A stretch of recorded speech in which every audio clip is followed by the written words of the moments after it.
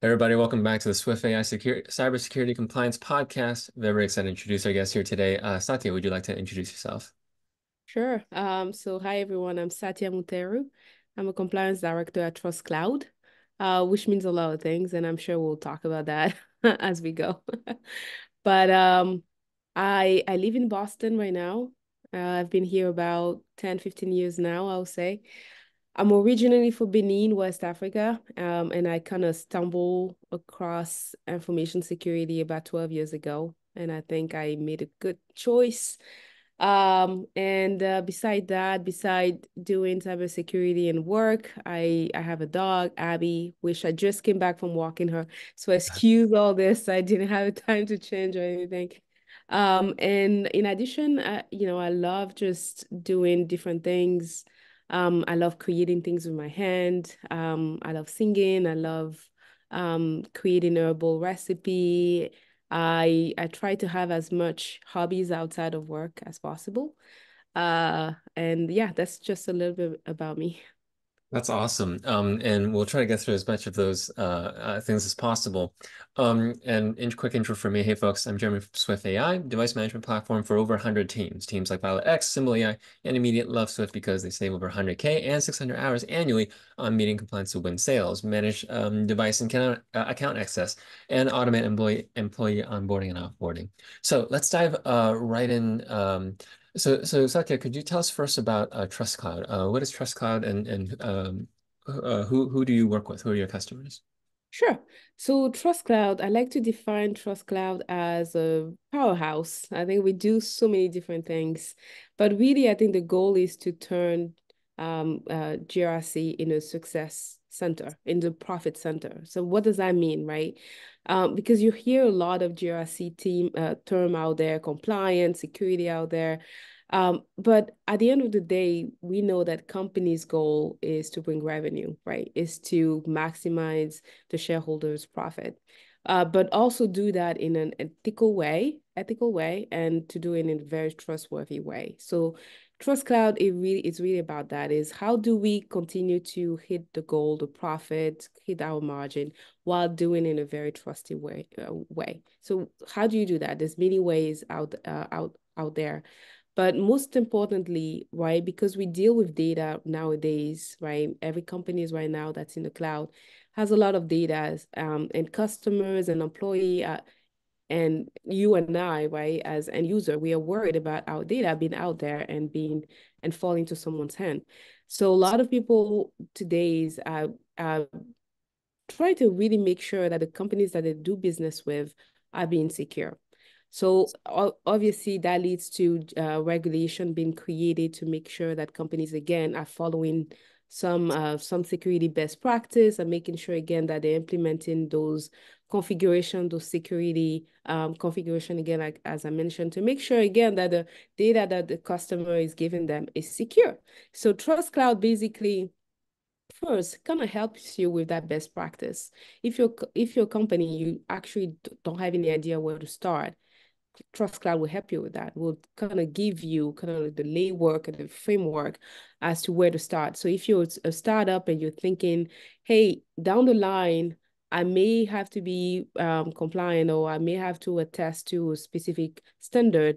Where do I start? How do I do that? How do I even think about what I need to implement to make sure that I'm secure and compliant down the line? And I use the word secure and compliant, although they don't mean the same thing, right? But so apologies to anybody who is like, oh no, compliance doesn't mean security. I agree, compliance doesn't mean security, but those terms we do use them interchangeably. So that's the first thing that TrustCloud does, right? It really gives you that framework when you're thinking about implementing a system, to set you up for success later on, right? So that's the first thing we do.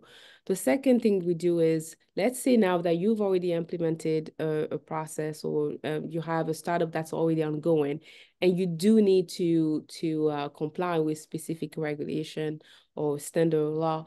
We are obviously equipped to do that, right? We have expert in-house, just like myself, to walk you through the process to help you understand and maybe make some control changes and implementation to help you adhere to those regulations.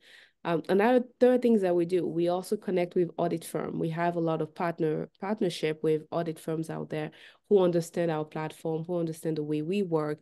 And so if you're a company, again, you're trying to get compliant in 3, 4, 6 months, you don't have the bandwidth. We'll help you with that. And also we'll facilitate the introduction to the audit firm and just help you have like a seamless experience. I've been an auditor for a lot of years, so I know how the process can be very daunting. So we keep that in mind as we build the platform to just make sure that the process just seems easy, although it's not easy. It requires a lot of work, right? But we try to make it as easy as possible.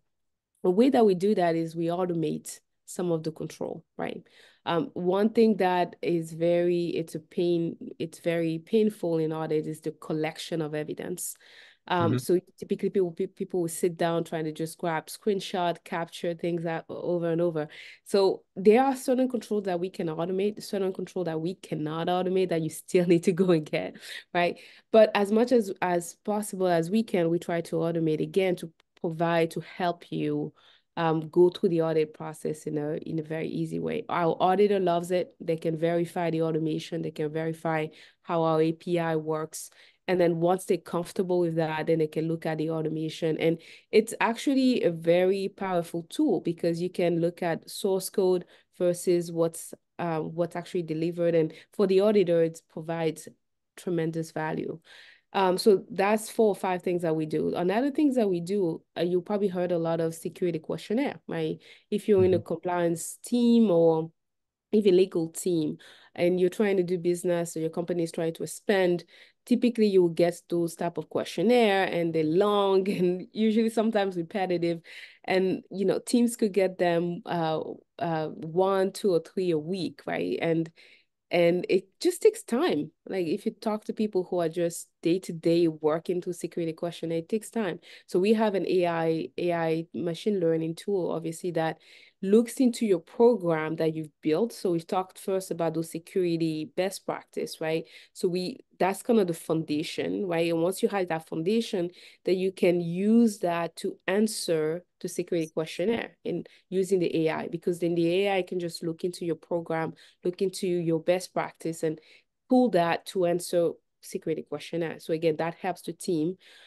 We also have risk assessment. I mean, that's the first thing any business should do, right? Look at your risk. In terms of your business, like, you look at your goals and you say, what are my risks before I can even go into market? I can do X, Y, and Z. So we have a tool that provides you with that. And we have a lot more tools that I could list on and on and on, but it's to really help teams make the what is required for compliance easy and to help them see in a very big picture, an easier picture, where the risks are so they can go quickly and tackle them, right? They can quickly see where they are, let's say, not meeting a vendor contract regulation that they are there to, right? It usually these are things that takes time for teams, right? They usually will have a full 4 people just working on those things. So now we put into a platform that's very easy to see and easy to track. You can even track your deals, right? Looking at, hey, we have this deal coming up and we have to answer this security questionnaire, or we have to provide this X, Y, and Z control. But hey, we already have everything in place. We can just direct them to our tool. It moves deals faster. So that helps, again, company generate those revenue. So that's kind of like the transformation of taking compliance that used to be something daunting that people don't want to do to, hey, this is benefiting us, and that it actually is good for us to think ahead, to be proactive, to continuously monitor, because we can answer proactively, we can answer quickly, we can move things faster, and we can just go back on doing what we're here to do as a company and generate the revenue. So we do a lot of things at TrustCloud. It's a team that's filled with heart, and everybody's amazing here. But we look at every customer as, our very proudly. We really want to do well. We really want to make sure that they get what they came for, right? So yeah, I hope I answered the question there and gave a little Absolutely. overview overview of what You TrustCloud answered a is. lot of questions actually, and just to clarify, your role as compliance director, you're mainly working with customers of TrustCloud, the business owners and the founders who need help getting through compliance, not compliance for TrustCloud yourselves. Correct. Yeah. So Mhm. as my role, so the compliance team it does many different things, but yeah, Mm, that's one of my role. Is that the second I would say is also bringing the auditor mind or the compliance mind into the platform, right? So mm. it's Oh, coming up interesting. with ideas of, okay, well, we may need this X, Y, and Z feature. Okay, why don't we put, because that's been my experience. I've been an auditor for the past 12 years also. So thinking much like an auditor, obviously we work a lot with audit firms. So we want to make sure that we build a platform that's just not friendly to auditors, but also to the end users, right? So as part of my role is to provide the auditor piece of it, the auditor view of it. But obviously, we do a lot of user feedback as well. We have people from the team who are more giving the persona of the end user, right? So Mm. we try to create a product, a platform that is very user friendly and can be very understood by both parties. And as you can imagine, right, it takes a lot of discussion because both parties don't always understand and see things the same way. So that's, I think it's been a fun part of my job is kind of that creative piece. And then lastly, also as my role is also making sure that our own compliance, that we also are regulated. Right, there's also certain compliance thing that we have to do. So on top of that, I will also make sure that we are um, implementing the best practice and tracking along, if you will. You do a lot. Yeah, Um, it's fun. it's really interesting. It's a platform that helps businesses get through compliance audit built by auditors, right? People with experience in auditing, as well as the business owners, the end users, and auditors today.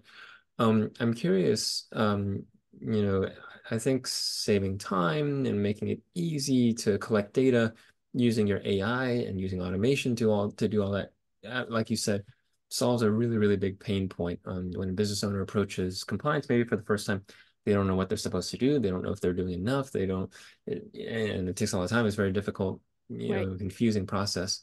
I'm curious, what are the biggest challenges that you see for businesses going through compliance? The time and the collection is one of them. And on the flip side, what's some of the biggest challenges of creating of automating those and solving those problems, right? Yeah. And those two actually really touch upon each other very well. Like the complexity of a customer preparing for an audit and or answering security questionnaire sometimes is I think it's the the best practice out there or the law or regulation out there, they kind of antiquated, right? They built all the way that they phrased in first of all, they were built for when companies were on-prem, right? And though some of them have gone through changes, they still haven't fully adapted to software as a service, for example, where everything is on Mhm. the cloud, everything is cloud hosted.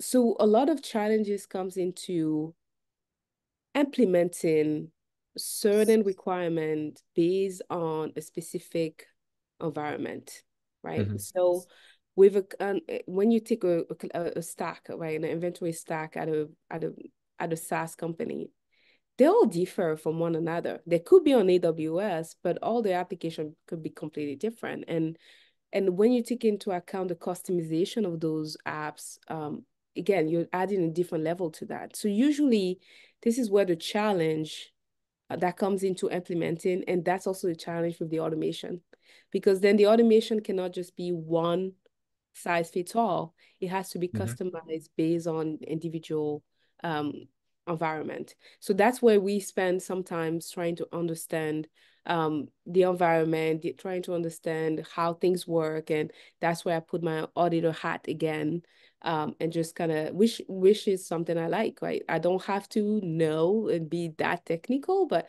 I just go in and I try to understand how things work, how the day-to-day work, just walk me through a flow. And based on that, after understanding, I have that deep understanding again of the environment, then we can look at the regulation, the requirement, and tweak it, right? Edit it to make it applicable. So that's usually what takes time. It's how do we make it fit our environment, right? A simple example that I see quite a lot is wireless. A lot of companies right now are not using wireless, right? Everything's on the internet. You access AWS on the internet, so they don't necessarily have a VPN, or they don't necessarily have to log into a corporate network or anything. But a lot of those requirements out there will ask you, hey, for your wireless or for your corporate network, please provide evidence of X, Y, and Z. And it's as simple as documenting that it's not applicable, but sometimes auditors don't even get it, right? Because again, that's also the challenge in the industry. Auditors, or the way we're so used to audit a specific way, we expect things to be a specific way, that when a customer is bringing something that's different, it Hmm. can create a lot of back and forth, and we create a lot of frustration on both sides. That's where I see the challenges. It's just in those complex environment. And let's not lie, like it's getting even more complex as we speak, right? Because of just the level stacks that out there and the customization level that's out there. So that's really the challenges I'm seeing. And I do not know if this is going to end anytime soon as we keep growing and now we have AI in the mix. Yeah, I don't know, but I think it also makes sense, but it's also some of the vulnerability that's created, right? Because um you could have the best app out there, the best tool out there, but if the customization somehow doesn't work right, or is not configured properly, it opens the door to so many different things. And a lot of companies have to think about that. They have to constantly look at the tools that they are integrating with. And that's why supply chain risk is pretty big. That's, I think, one of the biggest thing I see kind of going forward. But to summarize, that those are kind of the challenges I'm seeing. It's interesting you mentioned AI. We've had AI pop up on this podcast several times now. Um, a lot of times talking about how it's enhancing people's ability to, run attacks and breach networks and do phishing scam emails and, make Yeah. things look real when they're not. And slowly but surely, we're seeing, teams like you using AI for defense for the security side, right? Helping improve a company's security posture and be compliant. Yeah. I thought it was very, very interesting. I want to switch gears here as we're nearing the end of our podcast. Yeah. You mentioned you have a lot of hobbies outside of work. I'm curious, we talked to a lot of cybersecurity professionals, CISOs and compliance directors and managers.